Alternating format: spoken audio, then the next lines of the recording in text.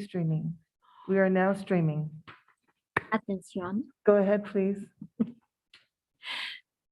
Welcome to the Capital Outlay Property and Technology Committee meeting. I would like to call the meeting to order. Dr. Albright, may I have a roll call, please? Yolanda Montoya Cordova. Here. Peggy Muller Aragon. Here. Danielle Gonzalez.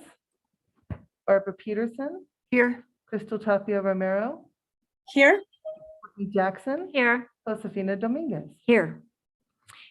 Capital Outlay Property and Technology Committee meetings will be hybrid meetings with community members having a choice to attend in person at the John Milne Community Boardroom or virtually at www.aps.edu. Presenters will attend virtually. You may participate by attending the meeting in person, watching the live stream of upcoming meetings by clicking on the live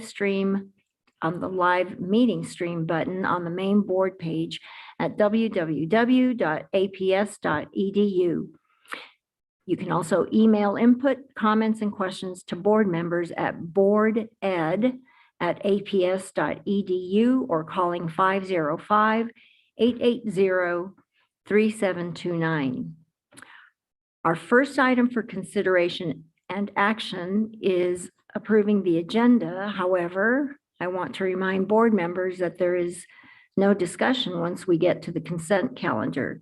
If you'd like to remove items off the consent calendar, you need to speak up now. So I would like to move item 4B, 4C, 4E, and 4F off consent.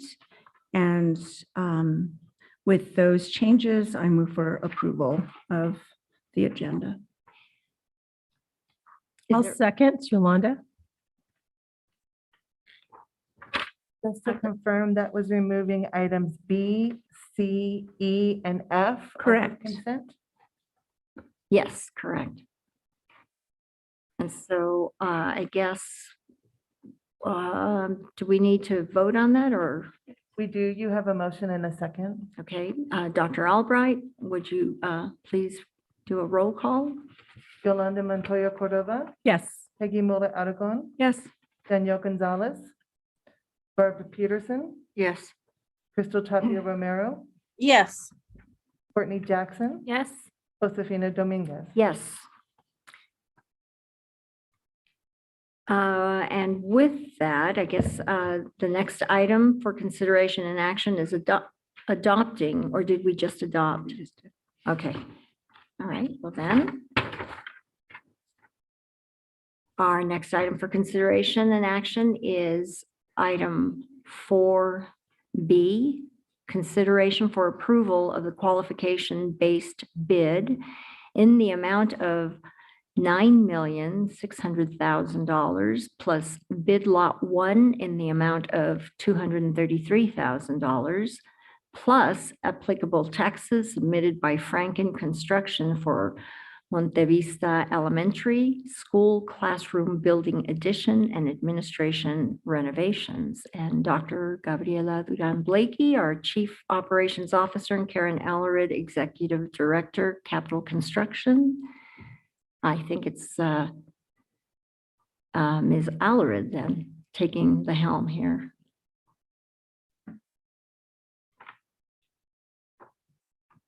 You're muted. You're muted. Dr. Blakey, did you want to say anything? No, I think we're open for questions. We're open for questions. Madam Chair. Yes, Board Member Muller Aragon has a few questions. So I was just looking, Ms. Allerid, at the cost per square foot was 517. And I don't think since I've been on the board that as far as I remember, and I could be mistaken, that I've ever seen that cost so high. Am I correct? You're pretty correct. We've had it come close, but when I saw these bids recently with this group, it frankly took my breath away. The cost of construction has gone up considerably, and this is just an example of that. And so their construction should be starting, correct? Well, if you approve this item, it will begin and probably after the first of the year. Okay. So then my other question, and I know this is just conjecture, is when we're looking at the costs, and I just saw a contingency of 529,000. If the costs keep going up, like what do we do? So if the costs continue to go up, or even if they stay the same, trying to sound positive here, we probably won't be able to do all of the construction projects that we plan to do. So then we, of course, nothing ever goes away. We just hold on to it longer until we have the additional funds to do the construction. So it just kind of goes down, and it's just going to take a little bit longer for that to happen. I mean, this is something that Monte Vista truly, truly needs. So I know we're all, I'm sure we're all in support of it. It just kind of took my breath away. A question that I have, and I know this isn't going to help at all right now, but I know with the Davis-Bacon requirements that, obviously labor costs are inflated, they are higher. And I know you've told me this before, but if you could refresh my memory about how much that really adds to the costs. Is it about 25 to 30%? It varies by skill or craft. Okay. So, but the Davis baby bacon is what we call it here in New Mexico, hasn't really gone up this last year. So these are other issues. These are staffing issues and materials costs and the supply chain issues. These are all the things that I think we're seeing right now. I don't believe, with the exception of the staffing issues, that it's the labor costs so much that have increased and are causing this at this point in time. Okay. So if we didn't have Little Davis-Bacon here in New Mexico, the pricing, it would be the same. We'd be paying the exact same costs for labor. I'm thinking that they're pretty competitive. I mean, we just recently started looking at the federal wage rates for a project that's coming to you in the future, Sandia Base, where we're getting that big grant from the feds. And with a couple of exceptions, most of the trades were pretty competitive. And remember that the Davis-Bacon and baby bacon are minimum standards. They're not maximums, they're minimums. So a construction company can start there and give them way more money. They just can't pay less than the baby bacon. Okay. And that all deals, if I'm correct, because I haven't read it in a long time, is that, baby or Little Davis-Bacon, it deals just with government projects. So this has nothing to do with, private builds. It just has to do with government, federal government, school, anything to do with those kinds of builds. So in the private sector, it's much less expensive just because they don't have to abide by Little Bacon Davis. And so I know that is just all concerning to me that the public is having to pay more. So, and it'll be the same with the next one. So that's just always concerning because we are dealing with the public's money. I think that's all. And then also, of course, with the lead costs that, we can build to lead standards. We don't have to pay for that. But, well, I just hope that we get this, done soon so we can do everything else that we need to do on that priority list. So thank you, Ms. Allred. Thank you. Any other comments or questions? Well- Board Member Peterson. I usually try to bite my tongue, but I will go ahead and just say without baby Davis-Bacon, we would have even more of our students living in poverty. We'd have even fewer families that can afford the basic costs of living. And it would come around and hit us in any number of ways. And one question I do have, do we have any mechanism you know, every time we approve a contractor, I'm always curious, do we have any way of following up in terms of the quality of work?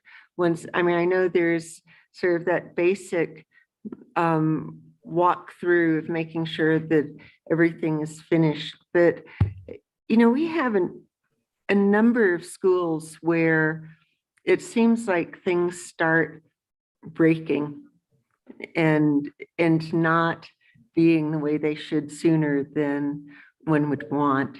And do we have any mechanism for keeping track of what contractors really and truly meet the specifications, and what contractors maybe we should keep an eye on for future work?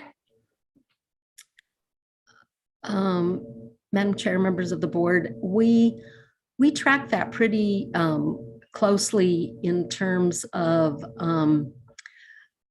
just the issues that we have during construction and during the warranty period. And then we are often brought in much later after the warranty period when something fails.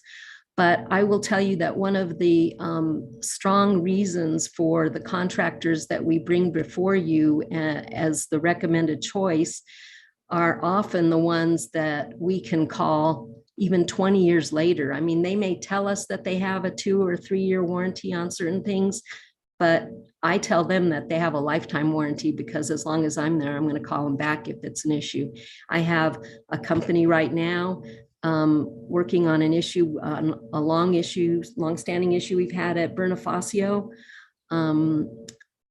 Just anytime there's a problem that we just can't really figure out or figure out how to fix, I call the general contractors back in, and they usually bring their subs, and we kind of get to the bottom of it. So we do track that. That's when I do these reviews, that's past performance. That's where I kind of ding them on those things.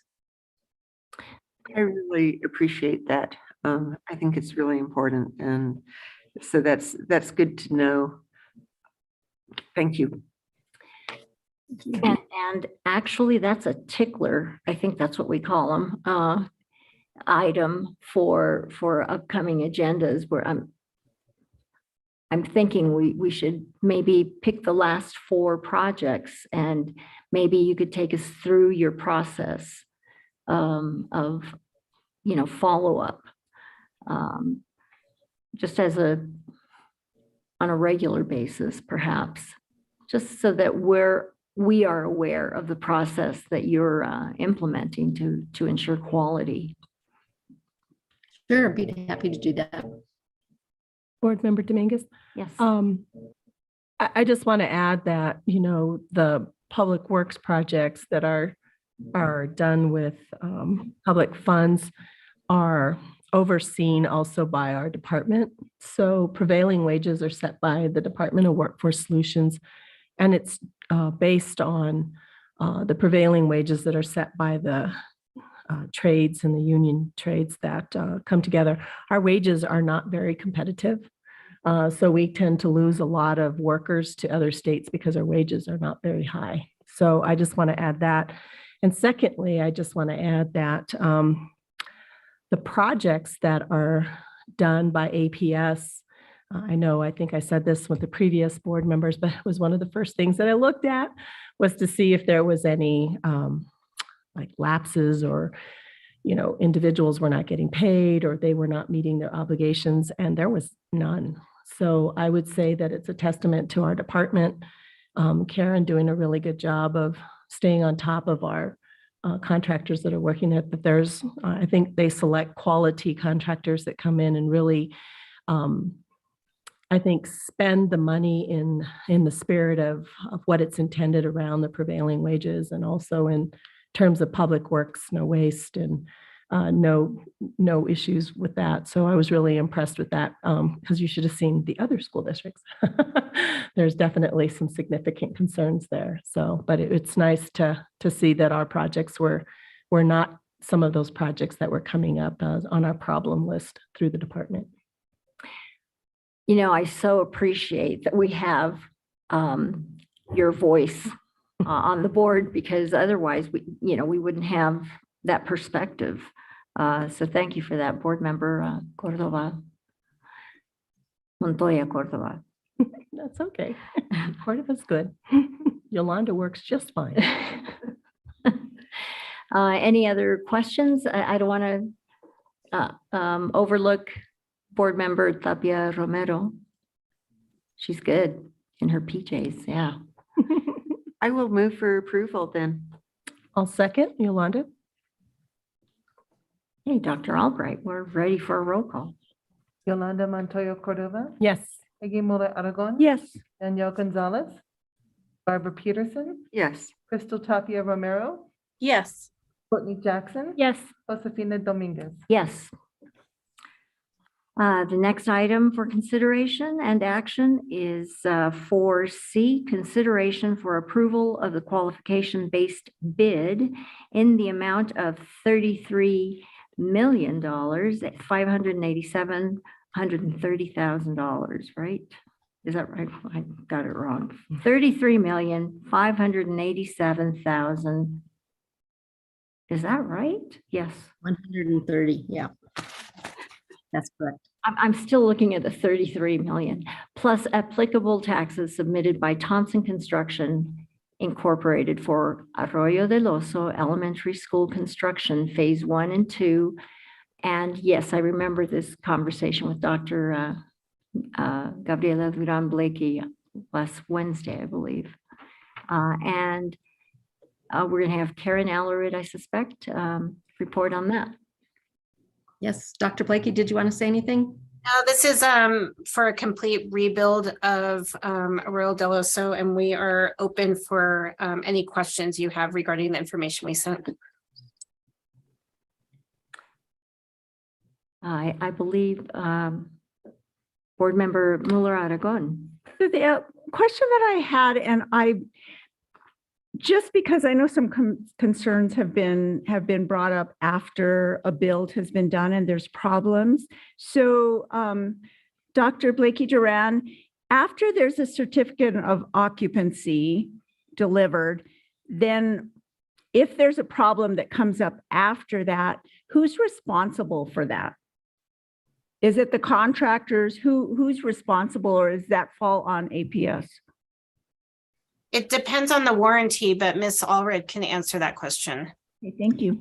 Yes, so the contractor would be responsible for it. We have an 11-month warranty for most things. Some items have longer warranties, manufacturer warranties.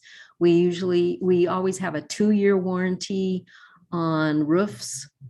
But as I stated before, if it's something that seems to be quality of workmanship or anything like that, even if it's several years later, or in my case, I tell them lifetime, I call the general contractor back.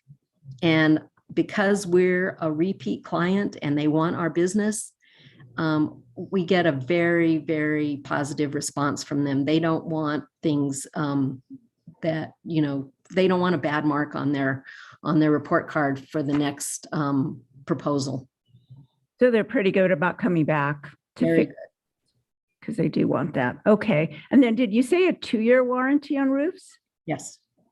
Ooh, that's not very, is that just what it mostly is for commercial? Is that usually what it is? That's what it is for commercial, but the materials are warranted most cases for 20 years. Roofs have 20-year warranties for the roof itself, but on the workmanship and all of that, it's a 2-year warranty. Okay, so the materials are good. Okay, that's good. And then I know I don't, and I'm gonna say the same thing about Bacon Davis, since we'd have Bacon Davis, little Bacon Davis here in New Mexico. When we look at states that don't, and how the states are thriving economically, and you look at Utah and Arizona and South Dakota and North Dakota and Florida, and they're thriving, and it doesn't seem to have helped lift our students out of poverty. Thank you. Any other comments or questions? I have a question. Board Member Courtney Jackson. Thank you. So I have a This is from Kazito, but in October, you guys went to have an informational session with the community. And I was just wondering what the feedback was at that informational session, because I know you had it, but I didn't hear how it went. And I just would like to know what the feedback was. It was really positive, but I'll let Kazito address that because I was out of town. Ms. Jackson, members of the board. Yes, we met with, I think it was Area 4 Coalition of Neighborhood Associations. That's all the neighborhood associations in the far Northeast Heights. And we had a very positive interactions in telling them basically about the design, telling them about the timeline, telling them about the park will be out of commission for the duration of the build of the school. And we also had City of Albuquerque Parks and Recs at the meeting with us. And they assured the community that they will coordinate with the community for the use of the park. And when we rebuild the park, it will still remain a joint use park. And APS will go ahead and rebuild it. They kept the drawings of the building as an informational item, and they're displayed in the lobby of the Santo Domingo Community Center lobby. And also they want us to come back in maybe March or April and give them an update on a couple of things. Number one, our security program on the schools. They're very interested in that. And they're also interested in the energy saving criteria that we are employing on our construction. And so we'll be setting that up and we'll be letting you know. Okay. How many, just as an estimate, how many parents do you think were like people who attend Arroyo del Oso? Was it just purely for Arroyo del Oso, or was it the District 4 Neighborhood Coalition? I'm just curious how many people who would be at Arroyo del Oso were there. So it was the District 4 Neighborhood Coalition and all its neighborhood association presidents. As you know, about 4 months ago, we had a pre-meeting just with the Arroyo del Oso PTA. And so we met with the parents of the PTA, and we had a meeting and we did the same presentation to them. And we also had, I think, 3 parents and 2 students on the design committee from the school, on the design committee of the design for the school. Cool. Okay. Yeah. I received the email, but didn't have a follow-up. So I'm glad to know that it was, would you say it was well received? Very well received. They were very complimentary on them actually reaching out to them and letting them know what's going to go on in their neighborhood. And they want to continue that kind of connection with what we do with the schools with this follow-up meeting in March. Thank you. Well, and I appreciate you reaching out to them and letting them know what's going on. So thank you. That was all I had. No problem. Thank you. Any more questions? Yes, Board Member Dominguez, just a quick question, I think, just for perspective. So this particular project has been how long in the drawer? I mean, we initiated the conversations around this. I know in 2018 we approved, but it's been, I mean, this community's been waiting for a long time, correct? Yes. Wow. So 2018. Yeah. And I think even before that, correct? I mean, because we probably had it on our list of items in 2016. So. Yes, we can check on where the financing is coming from. Yeah, I and see finance 2016. coming from a combination of funds that came through in 2010, 2016. So, I mean, so I think it's just, and the only reason I bring that up is just for our newer members is to understand how long it takes. Sometimes with these bigger projects like this, 33 million is a lot of money. I know with the Rio Grande Gym, we waited, I think, through two bond elections to finally get that done. And it does frustrate the community. So it just kind of gives you a perspective of how many years it takes for us to actually launch, from inception to actually launching. So I'm excited that it's finally going to happen because I know this is a school that was been slated for replacement for quite a number of years. So thank you. Wow. Board Member Peterson. So just for general information, I'm going to point out that Florida, Arizona, Nevada, Colorado, Florida, I think I already said, any number of states have higher average construction wages than New Mexico, and we have a hard time keeping workers here. They tend to leave. So we should be proud about paying people a living wage whenever we can. And with that, Ms. Ellery, I hope you realize that you have talked yourself into a position in which you may never retire. We expect you to be here for a very, very, very long time. And thank you for all that work. And I'll move for approval. I'll second Yolanda. And Dr. Albright, we're ready for roll call. Yolanda Montoya Cordova, Yes. Peggy Mora Aragon. Yes. Danielle Gonzalez, Barbara Peterson, Yes. Crystal Tapia Romero, Yes. Courtney Jackson, Yes. Josefina Dominguez. Yes, that community is ready and deserves to have their construction. Moving on to the next item, item D, consideration for approval of the Architectural Selection Advisory Committee recommendation for award of architectural services for Van Buren Middle School Classroom Block to Design Plus LLC. Dr. Duran Blakey's locker is about to get demolished. I'm very upset about my locker going away. However, I just wanted to check with Dr. Albright. I think this one was still on consent. Correct. Oh, D? A and D are on consent. D, I marked the wrong one. Okay, well, never mind. But your locker is coming down, Dr. Blakey. So we are on the consent item, or item 4E, consideration for approval for disposition of 10 plus acres of vacant land on Paseo del Norte Northwest between Unser Boulevard and Golf Course Road. Is this correct? Is this the one? Okay. So I believe it was Board Member Muller Aragon who asked for this to be pulled. So I don't know if this would go to Ms. Velarde, I'm not sure. When was this land purchased? I know you may not have been here when it was purchased, but can you tell me when that land was purchased?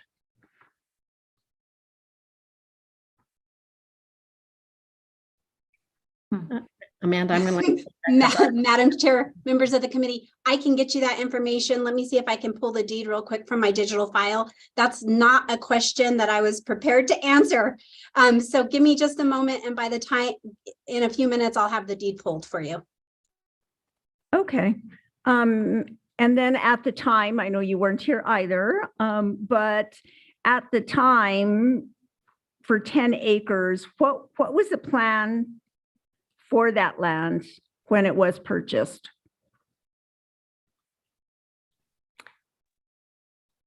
So Peggy, Madam Chair, I don't think I have that information. A lot of these 10-acre parcels on the west side were donated to us over the years. So we have 10-acre parcels throughout the west side that at one point were donated and were not necessarily purchased by the district. We have them throughout Pajarito, this area. Well, it seems like it's in the middle of development now. It was in the middle of nowhere 25 years ago when we did obtain it, and I'm still pulling that deed. If you guys have anything to add to that. So, I mean, I'm just thinking 25 years ago, I mean, I'm just thinking 10 acres now in 2022, what could we build on 10 acres? I mean, can you give me an example of what we could build on 10 acres? We could, I'll go ahead and respond to that. We could build an elementary school. It would be small, a smaller one, but we could build an elementary school on 10 acres. We have elementary schools on much smaller sites. If you think about Coronado and Luwalis, I mean, they're on city blocks basically. So it could be done. Yeah, it could be done, but they are problematic. We do like to have a little bit bigger site for our elementary schools, but it could be done definitely. Okay, but we're not thinking that that is a possibility, and that's why we want to dispose of it, because we're not thinking that. This one is a little problematic because they've already encroached on that property. The city of Albuquerque with their road already encroached on it. So we don't have the full 10 acres even now. And now they want to widen the street. So they need more property and they're already there. So it's kind of a government to government exchange. And Ms. Velarde, if you could just get us, if it was, you know, a donation, we're always thankful for that. I know building a small elementary school on the west side doesn't really help the growth on the west side. So that's probably not even really too much of an option. So, I mean, I was just wondering about it. So if it was a donation, thank you. If it wasn't, though, I'd be concerned about why. And so that could be a follow-up. If it wasn't a donation and we did choose to buy it, why did we choose to buy it? You know, who made that decision and what was the plan? I mean, I've lived on the west side my whole life. So even 25 years ago, I've lived in that area. Yes, ma'am. Madam Chair, Ms. Mueller, we received it by warranty deed in 1972 by Horizon Corporation. So Horizon Corporation owned a lot of this land back in the late 60s, early 70s. And it was probably donated to APS so they could say that a school was coming there, but that was before Paseo del Norte or any of the major infrastructure was put in this area. Well, I was in high school in 1972. So I know what it looked like out there and I know what would happen out there. There was nothing out there in 1972. Okay, that's just what I thought. So thank you. Mr. Wajenja, you have. Thank you, Ms. Dominguez. Ms. Mueller-Aragon, just to add on to how we go and buy land, we always do long-term assessment on where we think population will go. So when we go ahead and acquire land and bank, we call it land banking, it's on our best projection on where population will go. Because if you wait till you see rooftops and you start thinking about buying land, you're not going to be buying acres, as you know, you'll be buying lots and we won't be able to buy the land. It'll be prohibitively expensive. But what happens many times is that quite a few of our parcels, 10 years, 15 years after we buy the land and bank it, we do build school facilities. But there are some odd pieces that end up not being in the right places. And what we try and do is we either exchange or sell that land and the money goes back into the real estate fund to go ahead and buy land for schools and educational facilities for the future. That's why we've been able to do this. And this was started by Superintendent Milne and kept up by the boards of education. That way we don't usually go to the taxpayer or anybody in terms of going to buy land, unless as what happened a few years ago, we depleted the land bank so much that we had to go to the taxpayer and ask them for some money to buy land. As you know, 10 years ago, we built 12 new schools, most of them on the west side, and they were due to be built. And so if we're going into a period right now that we need to start building up our land banks again, because 10 years from now, as the economy picks up and the city changes, the Board of Education and the school district at that time will need this land. Thank you. Thank you for that information. And I believe Board Member Peterson, go ahead, and then I'll pass it on to Board Member Jackson. So do we have parcels of land on the west side where potentially we can build schools? Do we still have pieces that are going to be usable?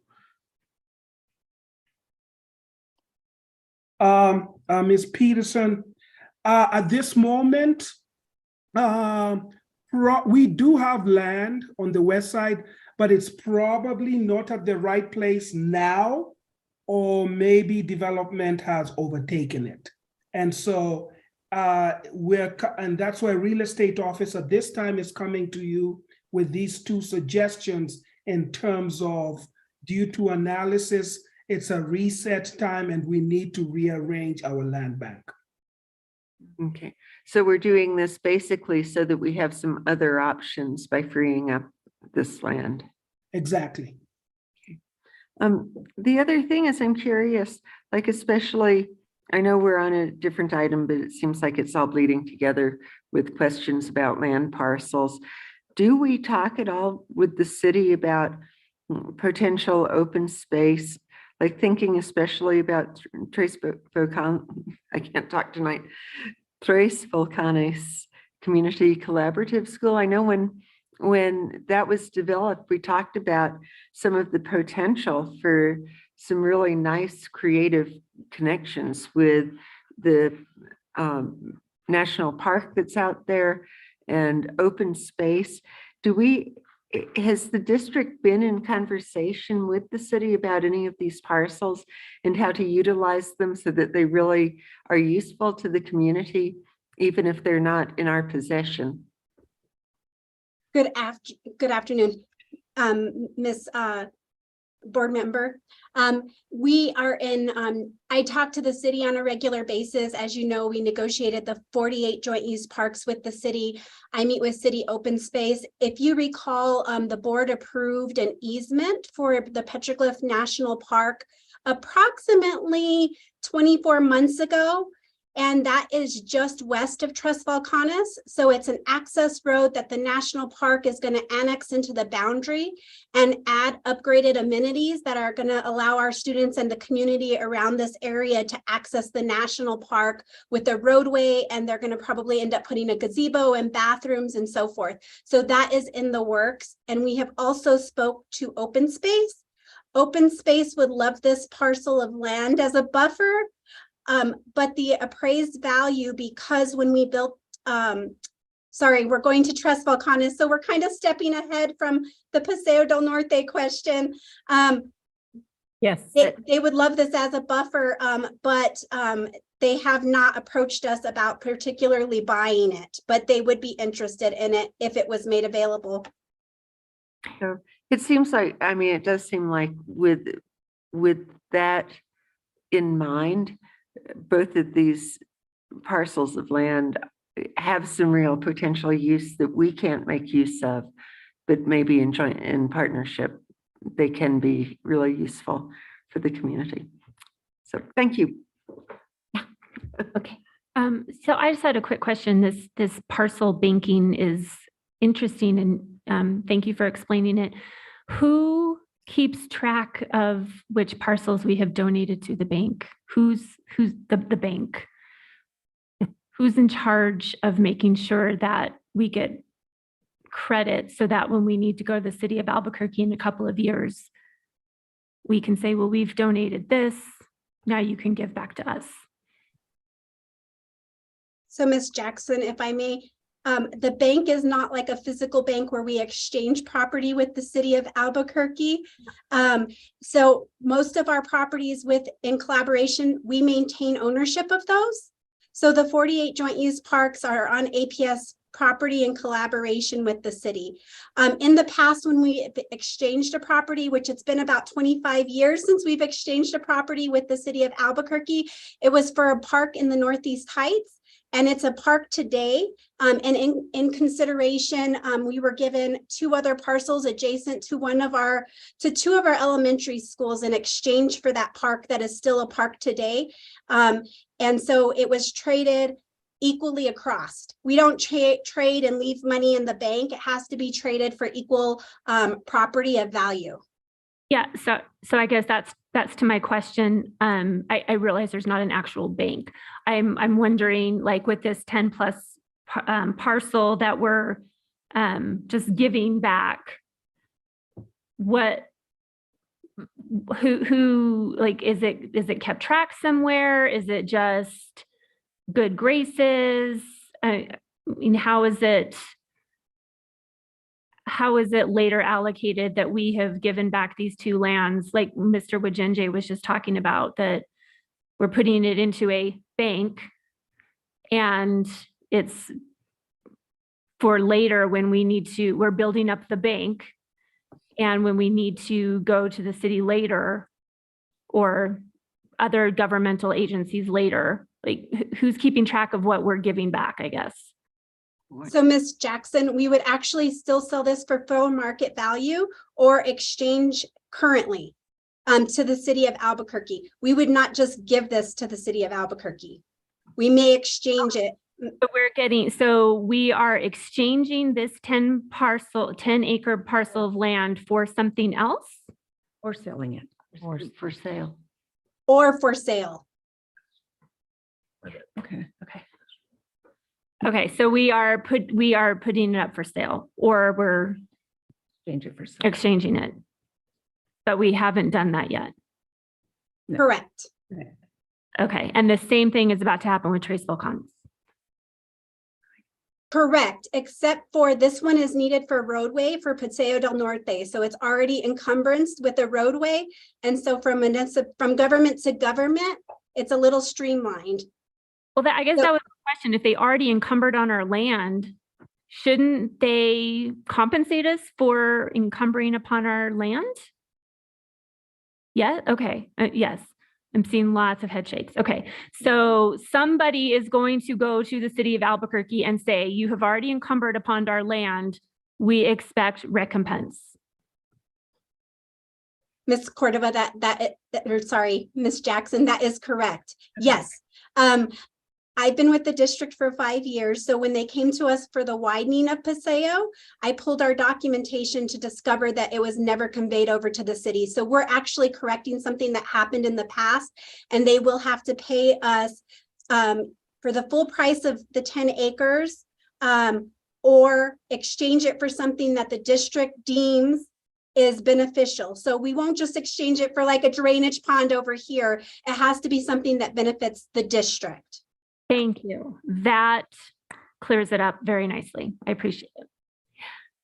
I want to point out that this was a topic at the Mid-Region Council of Governments in a tangential way.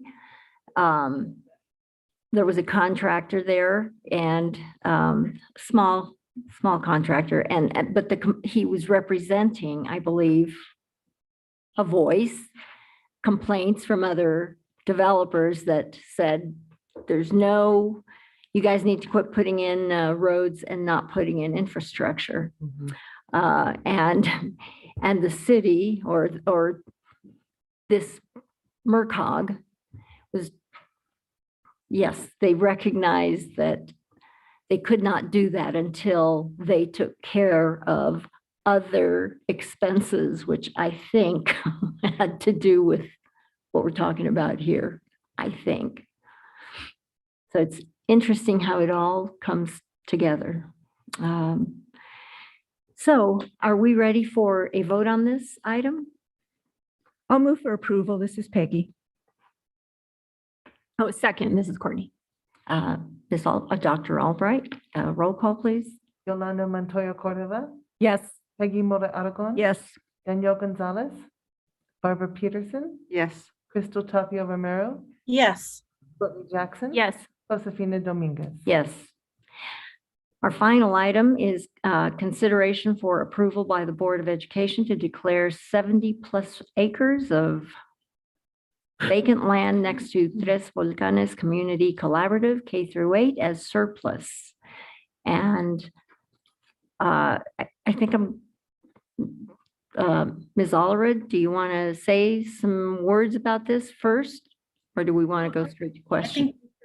I think based on the fact that we've sort of discussed it and sort of bled into this one, we'll just stand for questions right now. Okay. Board Member Muller-Aragon. So I know this was purchased back in 2011, I think I read.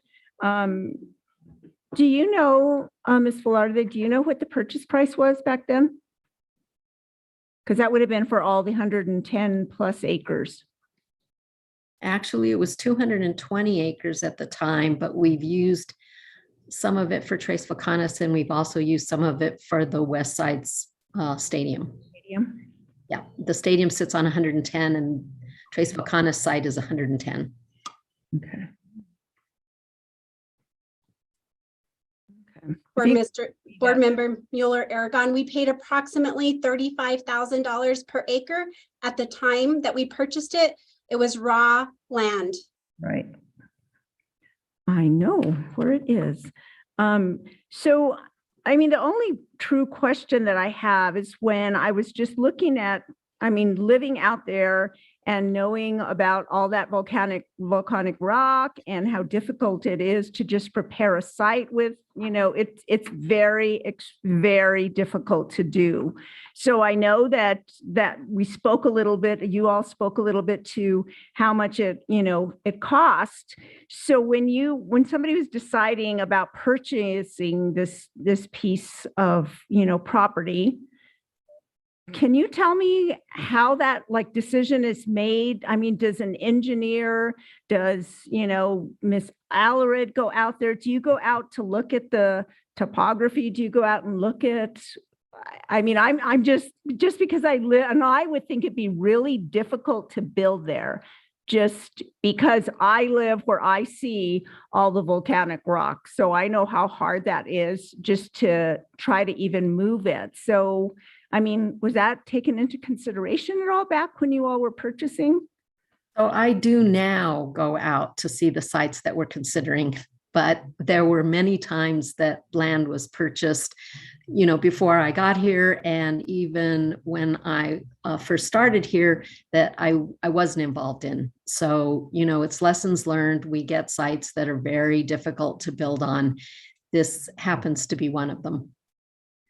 Okay. I could just see the moving excavation. I just think it would just cost a whole, ton of money. So, and then I know New Senda, the stadium was built there as well. So I know you said that was $5 million was the cost to try to get the land already. Was that inclusive of the New Senda Stadium? Was there a big cost there? Was that separate cost then? Well, there wasn't as big a cost there because, that's a bowl, that stadium. But when you're trying for, like, a school needs to be flat because we have accessibility issues, right? We can't really do clever things like have small houses going up a hill and make that charming and stuff. We can't do that. So we need flat. And so, no, the $5 million was for Tres Volcanes to make that site buildable. Was $5 million. There's basically I can't remember now, 70 or 80 foot drop on that site. So we have to deal with that. And the only way you could deal with it is to move dirt, and it's expensive. I know. I have a friend that's trying to do that now, and it's like 1.5 years into it, and it is just doubling the price of what it was going to cost to just build a home. So it is just really going to be really expensive. But I'm glad that you all a lesson learned about making sure to go out and look out there. So thank you, Ms. Allred, for making sure that you do that, and in future purchases. We know that we're probably not going to buy anything that has too much volcanic rock. It's beautiful, just left out there anyhow. So do we think, I know this is just thinking that, and I mean, I could see that being used for a neighborhood. I'm hopeful that we'll be able to sell that quickly, but this is going to have to go through a different process, because isn't this going to have to go not just here, but it's also going to have to go to the State Board of Finance. And so they're going to also have to approve that as well. So who's going to be speaking at the State Board of Finance to get that approval there? So really, there's 5 approvals. This is just the very first step. The State Board of Finance is the last step, and there's a couple in between that Amanda, I think, has memorized. But this is a very long, complicated process. And actually, I'll let Amanda talk about it. It'd probably be the very people you see here will be speaking at the State Board of Finance. So it'd probably Dr. Blakey, Cazito, Amanda, and myself. Do you want to talk a little bit about the process, Amanda? Sure. Thank you, board member. So the Board of Education is the first step of approval. And because we're a state entity, we're also going to require Public Education Department approval, tax and revenue approval, and then the last step is the State Board of Finance. So we have been working in the last 5 years, I've been working closely, pulling up all the directives and the requirements. We've never went through the process. Well, I shouldn't say never. It's been about 25 years since APS went through the process of going out to a competitive bid to dispose of real property. So we will be working very closely with our legal counsel and our real estate professionals to prepare all the documentation, because as we go through this process of getting this deemed surplus, there's going to be a lot of boxes and approvals to check. So we're prepared for that. So this is just the very first step in the process to deem a parcel surplus and work through the disposition process. Okay, so how long do you anticipate it may take before we finally get to the Board of Finance? Well, a typical land site takes approximately 6 to 9 months, and that would be a typical, due diligence timeframe on a land parcel. This is a piece of land that's still part of Tres Volcanes Collaborative.